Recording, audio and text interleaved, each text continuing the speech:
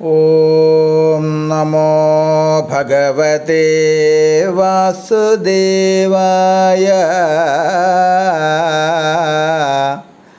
ഗോവിന്ദനാമ സങ്കീർത്തനം ഗോവിന്ദ ഹരി ഗോവിന്ദനേ. ഓം ശ്രീ ഗുരുവായൂരപ്പ അഖില ഗുരു ഭഗവൻ നമസ്തേ.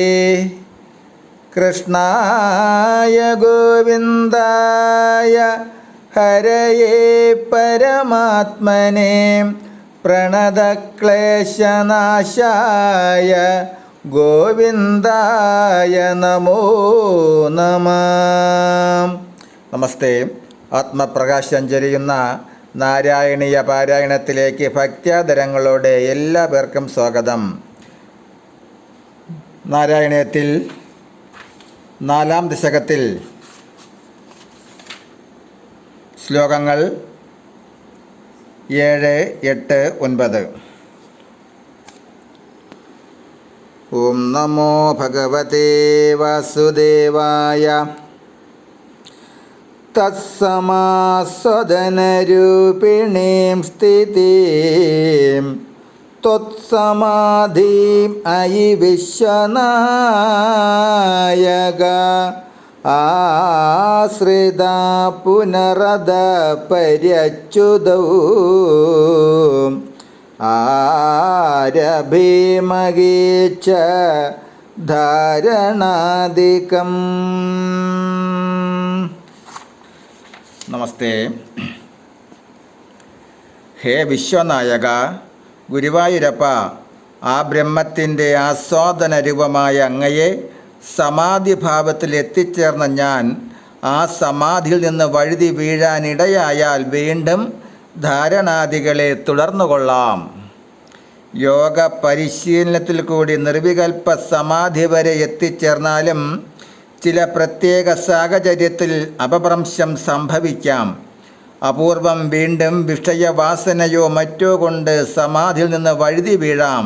അപ്പോൾ അപഭ്രംശം സംഭവിക്കും. അങ്ങനെ സംഭവിച്ചാൽ വീണ്ടും യോഗ സാധനയിൽ കൂടി സമാധി ദശയിൽ എത്തുന്നതിന് സാധിക്കും. അതാണ് കവി ഇവിടെ ഇങ്ങനെ പറയുന്നത്. സമാധിച്യുതി സംഭവിച്ചാൽ വീണ്ടും ധാരണാദികളിൽ സമാധി ദശയിലെത്തിക്കൊള്ളാം. ശ്ലോകം 8. ഇത്തം അഭ്യസന നിർഭരോല്ലസത് ത്വത്പരാത്മാ സുഖകൽപ്പിതോത്സവാഃ മുക്തഭക്തകുലമൗലിതാം ഗതാഃ സഞ്ചരേമശുഗനാരദാദിവത്. നമസ്തേ. അഷ്ടാംഗയോഗ പ്രകാരമുള്ള യോഗം ശീലിച്ച് ഏറ്റവും പ്രകാശിക്കുന്ന ബ്രഹ്മാനന്ദ സുഖത്തിൽ ലയിച്ച് ഹർഷാതിരേകം പൂണ്ട് ഞാൻ മുക്തരും ഭക്തശിരോമണികളുമായി ഭവിച്ച ശുഗൻ, നാരദൻ തുടങ്ങിയവരെ പോലെ സഞ്ചരിക്കാൻ അങ്ങ് കൃപ ചൊരിയണം. അഷ്ടാംഗയോഗം ശീലിച്ച് ക്രമേണ സമാധി ദശയിലെത്തിച്ചേർന്ന ഭക്തശ്രേഷ്ഠർക്ക് ബ്രഹ്മാനന്ദ പ്രാപ്തിയുണ്ടാകുന്നു. അങ്ങനെ ബ്രഹ്മാനന്ദ പ്രാപ്തിയിലെത്തുന്നവർ വീണ്ടും വിഷയത്തിലേക്ക് കടക്കുന്നില്ല. എന്നാൽ ചിലർ സമാധ്യാവസ്ഥയിൽ നിന്നും താഴോട്ടിറങ്ങി ലോകനന്മയ്ക്കായി പ്രവർത്തിക്കുന്നു. സർവ്വതും പരിത്യജിച്ച് ബ്രഹ്മപ്രാപ്തിയിലെത്തിയ അവർ പിന്നെ ലോകനന്മയെ ലാക്കാക്കി ലോകത്തിൽ സഞ്ചരിച്ച് ഭക്തന്മാർക്ക് വേണ്ട ഉപദേശങ്ങൾ കൊടുത്ത് അവരെയും ഭക്തശിരോമണികളാക്കാൻ സഹായിക്കുന്നു. ആ തരത്തിൽപ്പെട്ട ഭക്തരാണ് ശുഗബ്രഹ്മർഷിയും ദേവർഷി നാരദൻ തുടങ്ങിയവരും. കവി പറയുന്ന ഞാനും അവരെപ്പോലെ പരമാനന്ദ ലബ്ധിക്ക് ശേഷം ലോകനന്മയ്ക്ക് സഞ്ചരിച്ച് ജീവിതം നയിച്ചു കൊള്ളാം. അതിനായി ഗുരുവായൂരപ്പൻ്റെ കടാക്ഷമുണ്ടാകണേ എന്ന് പ്രാർത്ഥിക്കുന്നു. ഭഗവാന് ജന്മമരണങ്ങളില്ല. അജൻ എന്ന് ഭഗവാനെ അറിയുന്നത് സൃഷ്ടിക്ക് മുന്നേ ഉള്ളതിനാൽ അജൻ എന്ന് ഭഗവാനെ അറിയുന്നത് സൃഷ്ടിക്കു മുന്നേ ഉള്ളതായതിനാലാണ്. ആദ്യകാലത്ത് ഭഗവാൻ മാത്രമേ ഉണ്ടായിരുന്നുള്ളൂ. ശ്ലോകം 9. ത്വത്സമാധി വിജയേതു യാ പുനർ മക്ഷുമോക്ഷരസിക ക്രമേണ വാം യോഗവശ്യം അനിലം ഷഡാശ്രയർ ഉന്നയത്യജ സുഷ്മനയാ ശനൈഃ. അല്ലയോ ഗുരുവായൂരപ്പ, അങ്ങയുടെ സമാധിയിൽ വിജയം വരിച്ചവൻ ഉടനെയോ കാലക്രമത്തിലോ മോക്ഷം നേടാൻ തൽപരനായി തീരുന്നുവെങ്കിൽ അവൻ യോഗാഭ്യാസത്താൽ പ്രാണായാമത്തിൽ കൂടി സ്വാധീനമാക്കിയ പ്രാണവായുവിനെ ഷഡാധാരങ്ങളിലൂടെ സുഷ്മനയിലൂടെ പതുക്കെ പതുക്കെ മേലോട്ട് കൊണ്ടുപോകുന്നു. മൂലാധാരം, സ്വാധിഷ്ഠാനം, മണിപൂരകം, അനാഗതം, വിശുദ്ധി, ആജ്ഞാചക്രം ഇവയാണ് ഷഡാധാരങ്ങൾ. സാധാരണ മനുഷ്യ മനസ്സിൽ ലയിച്ചിരിക്കുന്നത് ലിംഗം, ഗുദം, നാഭി എന്നീ സ്ഥലങ്ങളിലാണ്. തീവ്ര സാധന കൊണ്ട് മനസ്സ് ആ സ്ഥലങ്ങളിൽ നിന്നും വിട്ട് ചേതനമാകുന്നു.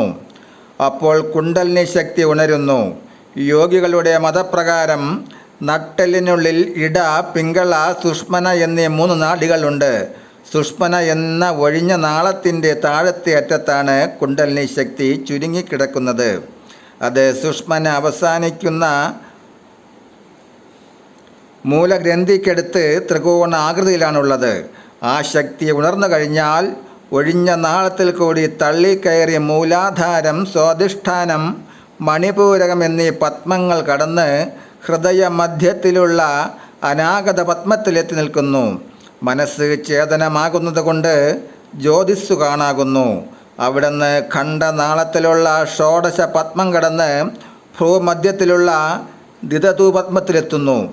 അപ്പോൾ ഈശ്വര രൂപദർശനമുണ്ടാകുന്നു. ശക്തി സപ്തഭൂമികയായ സഹസ്രാര പത്മത്തിലെത്തി അതുമായി യോജിക്കുന്നു. അപ്പോഴാണ് ശിവശക്തി സംയോഗം, അതുതന്നെ സമാധി. ഈ സമാധ്യാവസ്ഥയിൽ യോഗിക്ക് ബാഹ്യലോകവുമായി യാതൊരു ബന്ധവുമില്ല. സമാധിയിൽ നിന്നുണർന്നാലേ ബാഹ്യലോകവൃത്തി സംഭവിക്കൂ. ഇങ്ങനെ കുണ്ടലിനി ശക്തി ഉണർന്ന് പടിപടിയായി ഷഡാധാരങ്ങൾ കടന്ന് മേലോട്ടുയരുന്നു. യോഗിക്ക് മാത്രമേ സുഷ്മന തുറക്കുകയുള്ളൂ. ശക്തി ഉണർന്ന് പടിപടിയായി ഷഡാധാരങ്ങൾ കടന്ന് മേലോട്ടുയർന്ന് സഹസ്രാര പത്മത്തിലെത്തി ശിവശക്തി സംയോഗമുണ്ടാകുന്നതിനെയാണ് പറയുന്നത്. പടിയാറും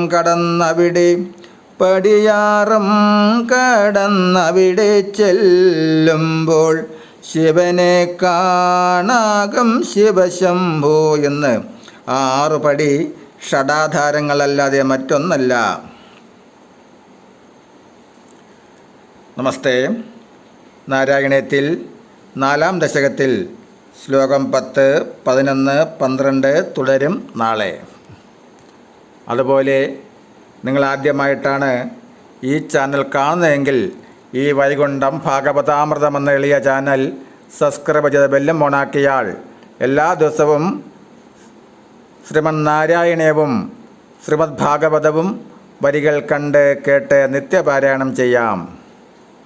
ഹരേ രാമ ഹരേ രാമ രാമ രാമ ഹരേ ഹരേ ഹരേ കൃഷ്ണ കൃഷ്ണ കൃഷ്ണ ഹരേ